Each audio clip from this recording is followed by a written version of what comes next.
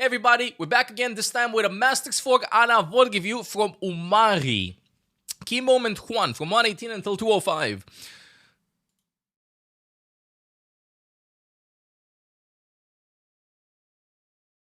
Looks like my ass after KFC. I had no idea what to do here and felt lost. We started by pushing lower, but then afterwards team went top, maybe to chase the 1 HP D.Va, even though she got away. I ended up staying lower since I saw Hanzo forward and thought maybe I could kill. I get it, but then feels like I can't do anything. We lose our tank, they guess you're killing when you have to wait for the reset. I don't know if I should have gone top or what. If I did was fine, but I'd like to know what I could do to avoid these moments where I feel stranded and lost and not sure where to go. 118 until 205, let's see. Wait, wrong scene. Teaching Tuesday scene. Thank you. I keep you up. Who are you playing with? You have Winton. Okay. They have D.Va, which means that he can't look that much for aggressive nades. Oh, what is your team doing? Nice sleep target. Team. Okay, I see one thing. See, by the way, Jelly Ace, this is exactly like Umari knew that if he throws 2 of the abilities, D.Va's gonna commit 1 dive target. You see how D.Va went in and almost got him because of it? Oh, nice kill. Oh, this one's tricky. Yeah, this is a direct consequence, Umari, of the map. If you would play in a team, you'd know exactly what to do. Oh my god. You're confused. You're confused as to what to do. Yes, I see you're confused. I see. First things first, before we do anything. So, let's talk about the #1 mechanical thing, because you're absolutely cracked on Ana. Okay? Throw the sleep dart. You can be creative now. You throw the sleep dart. You are an amazing Ana player. You can splash the nade on this. The box was added here. Wait for somebody to come by to help you. You throw the nade right there. You wait a little bit too much. So you wait, he dives, splash it there. There. That's a free kill. Just splash it there. The radius is there. This was a sick attempt though. But I would probably just splash it there. Maybe it gets eaten, maybe not. This would be like a good opportunity to be right at a max radius of it. The other box is close to. Yeah, I guess you can also splash it here. Okay. That's #1 mechanically speaking. You get baited.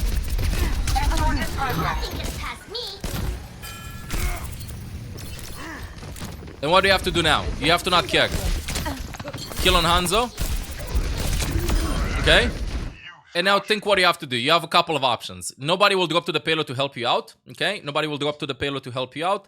You can either rotate over here on high ground. You can rotate over here on high ground. Or you can commit and then just go full DPS mode and rotate over here. This way, if your team dies over here, Mercy can just stress somebody. And in case like trades are happening, you can maybe catch somebody from over here. We see how skilled mechanically you are. If you want to press W, just continue pressing W in this case. Because then you're like, come here. Do I do damage? Do I do that? Do I do that? Imagine you rotate all the way left side. You would have been at Mercy right now. So let's observe the team fight yet again. Right after you get a kill, and when you get stun locked. Now you have to make a decision. Do I go back? Do I go there? Do I go there? What happens? He dies. Try to commit. Can just rotate left side. Could have helped Mercy. Could have maybe gotten a kill onto the Hanzo again. This is not that big of a mistake though. Okay, this is not that big of a mistake. You're expecting from your teammates a little bit too much though. I would say like the big mistake from here is pre-planning your routes, which is something that we talked about a while ago. So like, for example, out of every position possible, this spot for Ana should almost never be here. Have you seen an Ana in the World Cup be here? Have you seen like an Ana in Overwatch League be here? No, they'll never be here. They will always be on high ground. It is not your job to support the one that's being damaged on payload, and nobody should expect you getting people that are healed up on payload. The reason why your Winston, Tracer, and Echo are like fighting on top is because this is where fights are happening in Masters. They want to get high ground. So your #1 priority should be to plan your routes to get high ground first and then rotate. If you don't push the payload non-stop, then that doesn't mean you're Masters, okay? You don't have to push the payload non-stop. So let's break the team fight from the beginning. What I would say pre-planning your routes would be like the following. you have to go and get high ground. You can either get high ground to the bridge, to over here the tight choke, or over here. If I'm playing with D.Va, I enjoy, if the enemy team has Winston and I have D.Va, I enjoy playing from over here up close. Why? Because this is an uncomfortable dive angle for Winston, and if he goes for me, I have a free nade every time. If I'm playing against a D.Va, I prefer going the long range because I cannot risk throwing a big aggressive nade in them in the first place because they will get eaten. But that means also that D.Va can't dive me that hard. So this is, I would say, how your playstyle changes depending on going versus Winston or versus D.Va. Winston can commit way better than D.Va can. Against Winston, you can bait him up close with free nades and free sleep darts. You can bait the engages. And against D.Va, if you play like very far long range, you're literally a sniper that's uncontested. You use your nades more defensively against D.Va. So if that's defensively and stuff, because if you play close, you're going to get antied. You're going to get your nades eaten and stuff. Then I would just rotate over here from the beginning. So she goes for you. Whatever, okay, D.Va gets out. You kite. By the way, one other thing. You go way too much in the back. You have Winston bubble here. You have Mercy helping you out a little bit. Kiting a little bit too much. It's just D.Va going for you. Just D.Va, okay? You get healed up. Okay, never mind. You took a lot of damage. The second you stop getting damage, you walk in. Okay, good. Good. Now don't care. Don't care about the payload. You heal the Echo a little bit. You can still heal the Echo while rotating over here. Let's just observe the rotation by walking here. Heal the Echo. Boom. Not your job. It's not your job to do this. And right now, let's observe the team fight. You'd probably be somewhere over here, healing up the Winston, or at least protecting the rest, landing a big nade, landing the shots here on Torbjorn or on D.Va, and the fight would have been won. Hanzo would have been alive, you'd have gotten 2 kills, it would have been way better. I just rotate and play over here from high ground. Pre-planning paths is so good. Pre-planning paths is amazing. It's kind of like, even if you do it unconsciously, you know? Like, I get high ground first and I get covered. I get high ground, all good. If you want to start, this is like the simplest way to start, I would say, with Ana and Gibraltar. This is the easiest way to start with Ana and Gibraltar, but I personally prefer this long range way more. Way more, because over here, in case like somebody's in server, you can land a big nade over there, you can punish them at the blue box, you can go here, it's very, very nice. Okay, so probably after D.Va left, you should have just taken the stacks. Yes, clearly, 100%. 100%. But, again, if you commit to the Hanzo, this is like choice paralysis here. And this is because you don't play the game that much. You don't play rank that much, I mean. Over here, you have a couple of options. You're already committed. Good kill. You have to decide. You either go here, or go there. You cannot stay in one spot and wait for your teammates to adapt to your position. Because usually tanks and DPSs will not adapt to your position. You have to work with them. They don't care about you. Most of the times. They're like, where's my support? Clueless. They don't realize that you gotta kill onto the Hanzo. That was good pressure and they could just commit over here for the rest and ignore high ground. You're thinking of pushing the card, but then they started to rest. I mean, anything could be risky. Right now, you're just like hesitating. You're out of the fight, you know? Like, these are seconds in which you're not doing anything. Like, look at this. Let's observe the fight.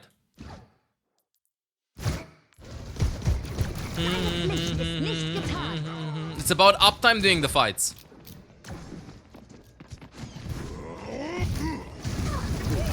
You know what I mean? You're not doing stuff to the enemies, you're not doing stuff to your team. Okay. What happens afterwards? So again, this is a small mechanical thing with splashing the nades of objectives. And another one, the second you bait the enemies in, try to get high ground, get out position for free, play for high ground. I know that sometimes it doesn't seem like it's that important, but it is incredibly important. You can play on low ground sometimes, again, if you climb higher up in a SAR and force engages in bad spots on purpose in ranked, but in tournaments, you don't do this because you can get easily punished. Okay, let's continue. Good play now. So again, how to avoid these moments? Just go. Where's best Ana spot? This is best Ana spot. I go best Ana spot and improvise from there. I felt like I kind of threw this fight because you couldn't help your team enough. I felt like you couldn't help your team at all from this position, but could pressure the enemy a lot. Okay, yeah. I don't like the sound of that. I'm wondering if I should have given up the high ground earlier for a better position to help my team. I couldn't get LOS to nano Winton, and then Tracer got one shot before I could nano her too, but this whole fight was me doing damage and didn't support my team at all. And I think that's why we lost the fight, but I think you did this because of where your position. Should I move the position or should you try it differently? 7:40 until 8:30. 7:30. Where is it? Okay, let's see. What did you do, Mari? What did you do? That must sting. Enough. I'm here. Keep fighting.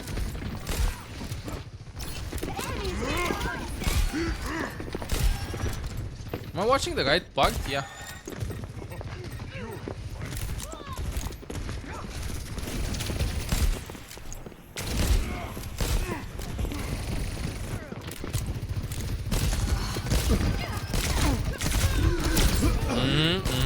Oh! I think I saw the Baptiste in chat. Okay. This is a good one. This is the difference between a Masters player and a GM1 player. This is a good one. Wow. Okay, Umagi, you did one big mistake. Just one big mistake. You play this very well. You're very scary. You're very scary. But you're playing like you're inside a tiny space. The world is yours. What I'm trying to say is the following. I'm gonna say this nice. Be disrespectful to the enemies. They don't deserve your attention. Okay? They just don't deserve your attention. So, this is good. Nice damage. Okay, some mechanics that I would have approached it differently. Some Ana's doing scope shots, but you see the Tracer left side. You hear her. You're aware of her. Don't care. I don't care. You decide how to approach the next fight. I keep sleep dive for her, or I keep nade, or I don't keep anything and play with my team, but I'm not gonna wait for her. She doesn't deserve it. I'm not waiting for her. I'm sorry. No, I don't care. I don't care. Even looking here is way more than she deserves. Here, it's too hot for you. Does that make sense? Handsome, happy 18 months. Oh, stop it, you. So, like, let's observe the entire team fight.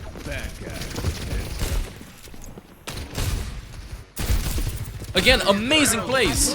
Keep fighting. Oh, she's left side. That means time. You know what could happen? What I mean with space? Tracer's rotating left side. Her plan is to engage you on blue box. They do not play with snipers that can one-shot you because you can know when she's blue. Okay, when Sojourn is blue to one-shot you. Queen can't do anything to you. Baptiste can't do anything to you. You know what this means? It's free real estate. I'm just gonna dive and jump here. Oh, they're on low ground. I'm gonna even play from here. Oh, look at the nade. Look at the sleep dive. Bam, bam, bam. Meanwhile, Tracer's somewhere over here. You know what I mean? Like, you know her plan. You're a smart player. But you're waiting for it to happen. So right now, you're here, but Tracer's there. Guys, where's Diana? Where's Diana? And then over there, Mercy with Cassidy in the 2v1. Don't care. You can trade. So let's observe the entire team fight. If I would have been you here, then okay, I see Tracer there. I instantly look for aggressive opportunities. Even, you can even be Pepega and drop here, honestly. As Cassidy did, and walk with your Winton. Or you can just decide to flank and play from over here, or play from over here and just heal up your Winton. That's it. Winton would jump back to you, instead of all the way over here in the back. He'd get supported up really fast. And then, oh no, what happens? Baptiste dives me and Tracer goes for me? Oh, no problem, I have cover here. And I bait them in and I create angles. Like, you're a cockroach, you know? But that doesn't mean that if nobody sees you, like your position, you're playing really smart in this spot. This is step number 1. But now you have to recognize when you have some areas unlocked, if that makes sense. So like this area, yes, this is your area. You have it on lockdown. But if Tracer flanks over there and the enemies are on low ground, you hear a sound. Unlocked. I can play from here too. You know? Because this is good. You're not gonna die. It's okay positioning. I love this. And this is innovative positioning. I love it. But here at the same time, like look, for example, you have big balls. Okay, I can feel the balls. I see them. But look at this. You have the nade. You have the sleep dart. Where is it? What is happening? You know what I mean? Like you're at step 1. You're at step 1 at being a Chad, just holding that position. Okay, you trained, but now you have to do something with the training that you have. You know, you're put in a position where You have to intervene. You have to pull the trigger. You can't just wait to punish. Let's see. You approach this like this, okay? By waiting.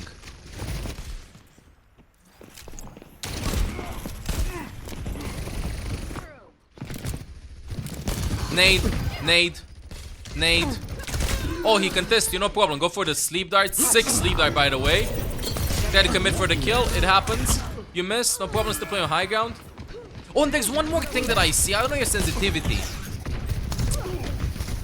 But sometimes in rotation/reloads, try to move around a little bit more. Okay? You see me do this a lot. mL7 so, year. I'm gonna hope to show you this. I do 2 things a lot. These are some micro tips that apply not only to one, apply to other heroes. When you reload, you have downtime. You can't do anything with reload. So for example, when you reload, you can just scan the area. Literally, you're kind of like a robot that just scans. Scanning. To decide, can I look for a nade? Can I look for a sleep dart? Can I do that? It's like downtime in which you can make a decision. Same when you're reloading, like you can play the fight, and then when you reload, you can be like, what do I do? Okay, I do this. You know, like you're thinking. And over there, I see that you went for the sleep dart, went for the nade. Am I boring? I back out, and then I look for Baptiste. No. While you go, you can look around a little bit. You have cover in the boxes. And there's another one. This is when you're getting dived by Tracer and stuff. If you move faster in the direction, if you press W, okay? If you press W and look in the direction where you're going, you move faster than if you walk backwards. So sometimes when you want to rotate and you have somebody behind you, you can just move like this, turn around while you reload, because you have downtime and stuff to like continue momentum while jumping, because it doesn't get slowed down. So you can just do this, bomb, bomb, bomb. The jump is still the same momentum. You see me do this a lot, so you can get there a little bit faster in the positions that you're going, rather than Tracer's fighting me here. I gotta do this. And there's another thing that I want to talk about. As a general rule, if you don't want to commit for the duel, then just use two shots. Not more. 2 shots. So over here is more of an aggressive opportunity, I would say. Your spot is really good, but you can do more. You know? And then we're gonna continue reviewing. This is really good. Again, this is amazing. But look, you get a kill. Right now, if this would be Overwatch League player, they'd be like, okay, I support you. Okay, they drop. Oppa, I'm over here. Bam, bam, throw the nade, help Winton. Bam, bam, bam. I turn around. I look over here. Oh, Trace is over there. Oh, no problem. Okay, Winton's there. Okay, I flank. Boom, boom. I support. You know what I mean? And then I back out. And then I climb back on top. And then I try to protect Mercy or Cassidy, and then I look for a nade over here. It's like a dance. You know, you're playing very mechanical. You have to flow. Does that make sense? You have to flow your actions. It can also be flowing from over here, but the flow has to also revolve. How can I say it? It has to result in some stuff happening outside of your area. So if you're holding an area, you have to do stuff outside of your area. Because over here, you're not the one that's suffering a bunch of pressure. You're Winton suffering a bunch of pressure. It's like this. If you are the one that's being targeted non-stop, then play like this. The way you're playing is amazing. Okay? If you're getting dived and stuff, you're playing gorgeously. But in this case, if you press tab, if you see the team fight, Winton's taking a lot of damage. Tracer's taking a lot of pressure. Mercy's taking a lot of pressure. So you have to think about them. This is where support kicks in. Okay? You're there. You're the star. You're the hidden carry of your team. Because in case your tanks and DPS are getting pressured too much, you're there to help out. And then if they pressure you, you're there to hold your own. So they have more space. Okay, is there anything else that you said in the vote review? No. Umari, we still have a couple of minutes. One more team fight. Do you have anyone in mind? Anything in mind? Maybe second point, third point? Anything that you want me to cover? I'm under attack. But your aim is crisp. Like, this is amazing. Can continue here? Okay. Good! That is good. Oh my goodness. This is amazing! Look, this is amazing! This is the result of you holding that high ground where a lot of Annas would have dropped. sting. Okay, over here, one thing that I want to say though. Priority in nades should usually be thrown at enemies that are ulting. Even if Junker Queen is low, if Winton dives Sojourn, nading over here, an ulting Sojourn, Winton can get his primal up, Sojourn's anti, Sojourn might have died here. If you would have landed also sleep dart, something. Okay, then pushing the 3-6 there. Sting. This would have resulted in you winning the team fight. So like, if... I'm always saying this with Ana. If somebody ults, that's your priority. That's your priority. If you don't get a big trade, like you get 2 or 3 people with a nade there, so you can just trade over there. Right? I hear an ult, I punish. I punish. You're the punisher. this is what Ana is. Ana is the punisher of Overwatch, okay? You hear an ultimate, you nade. You sleep dart. You shoot them. You do something. Okay? Sojourn ults? Nope, I'm gonna nade you. So let's watch the team fight a little bit from over here. Let's see what would have happened. Because you have a good position. Your position is This ends based. now. Oh! Look at this. Look at this. Boom. With the nade there thrown in. And he would have had primal. Probably would have not died. Maybe would have been close. That's it. It's so obvious when you say it. I know it's obvious when you say it, but you can't pay attention to it. Okay, hear me out. You hear ultimates, think instantly about punishing. Okay? Visor, punish. High Noon, punish. That's all you gotta tell yourself. Punish, punish, punish. Blade, punish. Queen ultimate, punish. Can I punish? I can punish. Don't care. It's like this. Bam, bam, bam, bam, bam, bam, bam. If you can do something, good. If you can't do something, unlucky. But at least you thought about it, right? There's a pulse bomb. Can I punish? Yeah, I can save the sleep dart. You'd have had nano too. Good buying time here.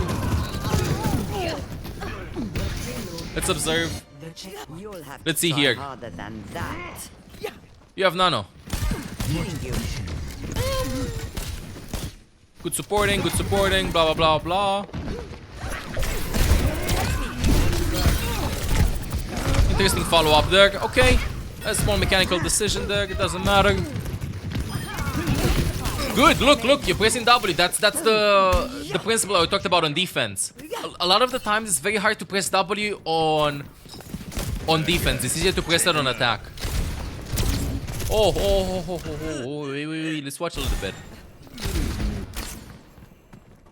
What's happening here? No. Small mechanical thing. Okay, Umagi, you are experienced player, so I'm going to give you another tip. Okay, another big tip. You know, I talked about I still want the video to be monetized, so I'm gonna say fishability. Fishability of the enemies doing stuff to you. Okay? Big frame drops. It's okay, a little bit. We're good now. Yeah. So, if I'm playing Ana, here's what I'm thinking, Umagi. Can I land big, juicy nades? I land on Baptiste? Yes. I land on Mercy? Yes. I land on Sojourn? Yes. Can I land on Tracer? Maybe she can recall. Can I land on Queen? Yes. Big, juicy nades. Which means I'm waiting. I'm taking my sweet, sweet time. I'm not forcing a nade before they peak. I'm waiting for the perfect moment. I'm in control. I'm not playing against the diva double sniper, so I have to be creative with the nades. I have nade. They have free nades. I'm waiting. I'm saving the nade. Let's see a little bit here. Okay? Now imagine if you would have had the nade here. They walk out, nade. Look, over here. This entire sequence. You can wait for Sojourn slide. You can wait for Queen to be there. Boom. Free nade. Free pressure. If you're playing against diva, against snipers, and that's like big risk of peeking, that's it. It's kind of like, you know what the enemies can do to you. So let them try to do stuff to you. You know what I mean? You didn't expect the fight to start that early. Doesn't matter. See, if you land the nade, what happens, you know?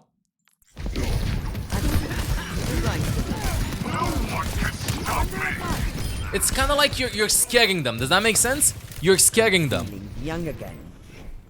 It's like, oh god, guys, we're gonna get antied. We're gonna get antied. Take your time. You're there in the back of their heads. Good. Over there, you booped, you look for a nade. Oh, look at this. You can take your sweet, sweet time. You can nano, you can wait. Let's see how do you approach this. Ultimate is fully Whoa, whoa, whoa, whoa, whoa. Get We can in win there. this. Just nade. Look, nade. 3 people in. Boom. That's it. Over. Who's on fire? Good. Oh, the way they spin. Okay, let's see a little bit. Let's continue this. 2 minutes 15. Do we have nade again? We have nade. Let's wait. Simple nade. On who? Queen is simple nade. Nade. Nade. Boom, boom, boom. No, no, no, no, no, no, no. Why win fight with ultimate when you win fight with ability? You can win fight with ability. 3 nades. Who's doing stuff to you? I You get just tired of you fighting literally can alone. play with your feet on the desk here. No recovery. Let's see next fight. Fall back. Don't fret. I Let's see, nade. Good. for your wounds. Sweet dreams. Doesn't matter. Don't get tilted. Nade. Help me. Nade. Nade. Throw it. Throw it. Do it. Decent. Doesn't matter. Sometimes you miss shots. It's okay. Sojourn ultimate. Don't have sleep. I don't have nade. Okay, you can disengage a little bit. Killing them up a little bit. Nade. Boom. Boom. Nade. Somebody. Anybody. Throw it. Throw it. Throw it. Cut the pace. أنا ما حد يساعد علي. Okay, still surviving. Throwing the sleep right there. Kiting back. Left side. Winton's low. We have nade again.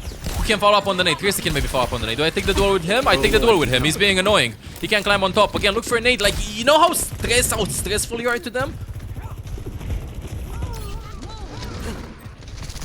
Oh, this still could have been a nade. Healing you. Let's see what happens with the nano. You're powered up. Get in there. Nano Faga.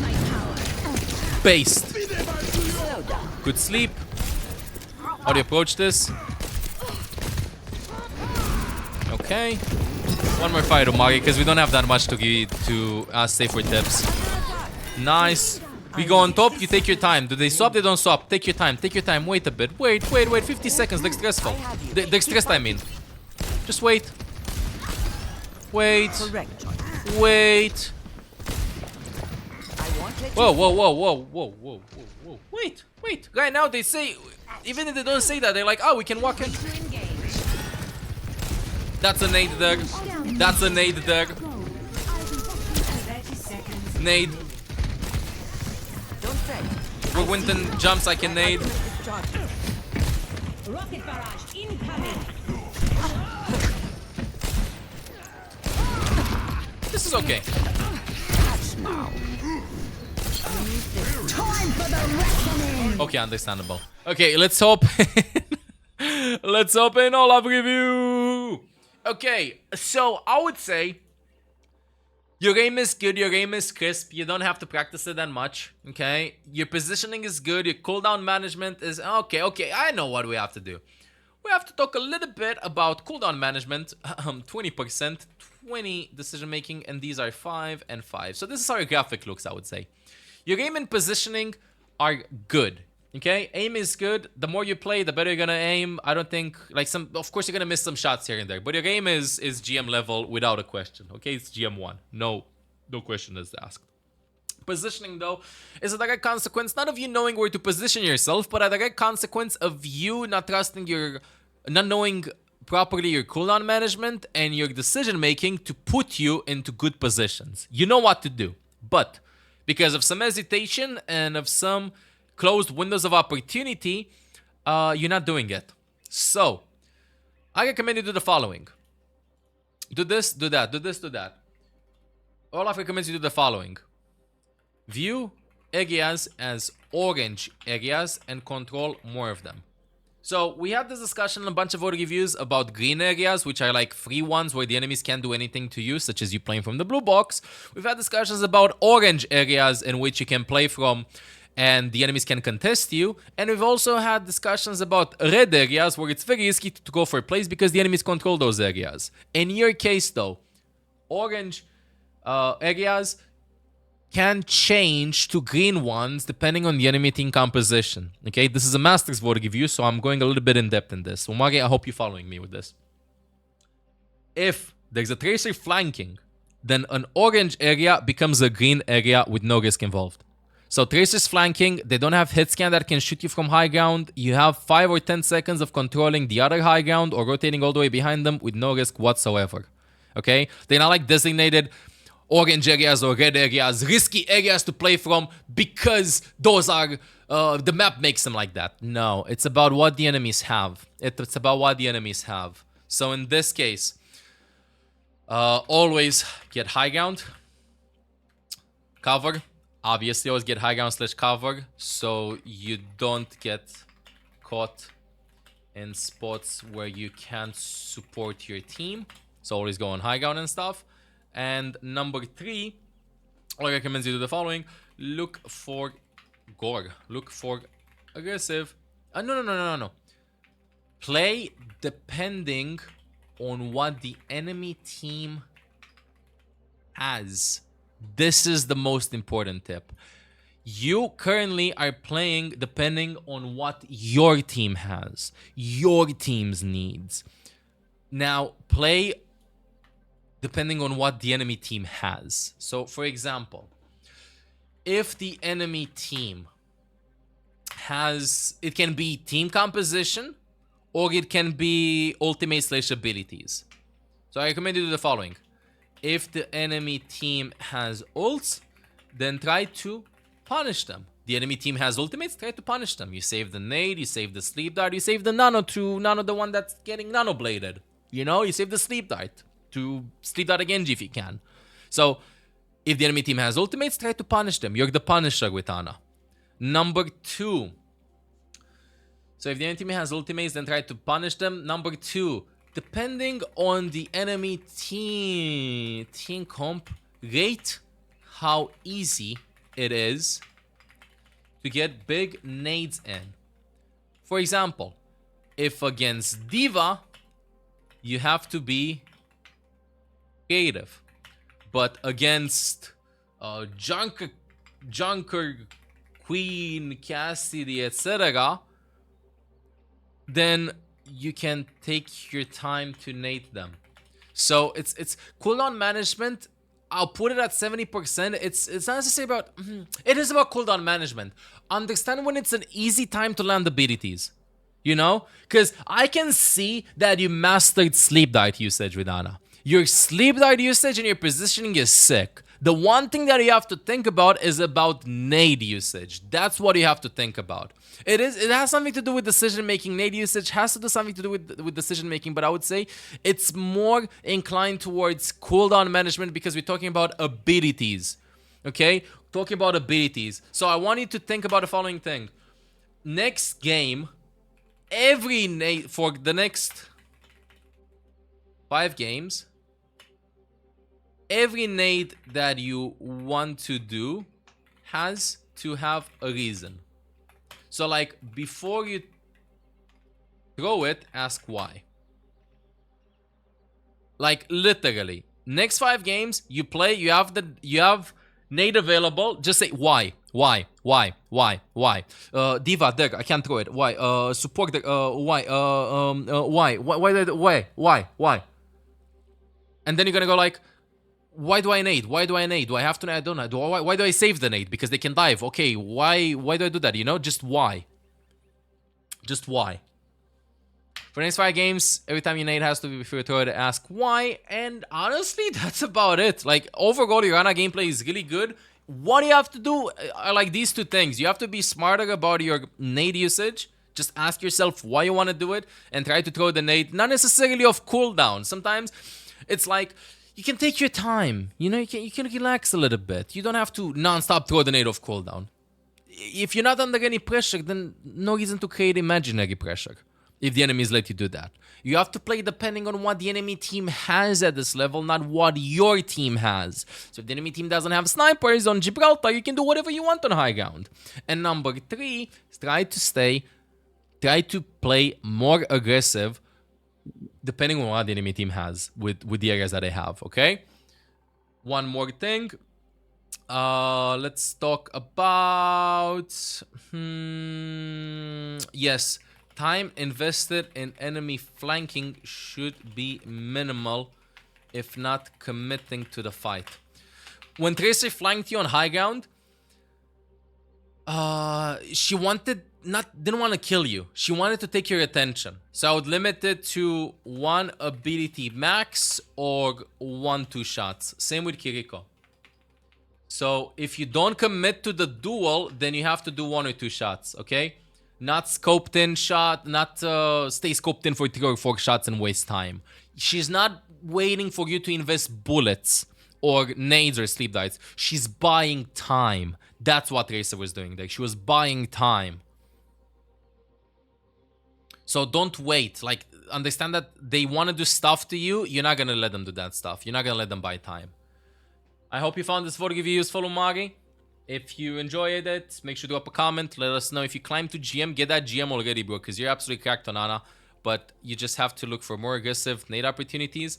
Recognizing when you have the windows of opportunity to land big nades. Okay, so just play a little bit better with the cooldown management rather than just try and get non-stop. And other than that, just press W when the enemy is flanking you. You know, like, don't let them invest that much time. Don't let them take time away from you. Time is the most valuable resource ever, even in Overwatch. Alright, if you like the content, make sure to subscribe. mL7 out.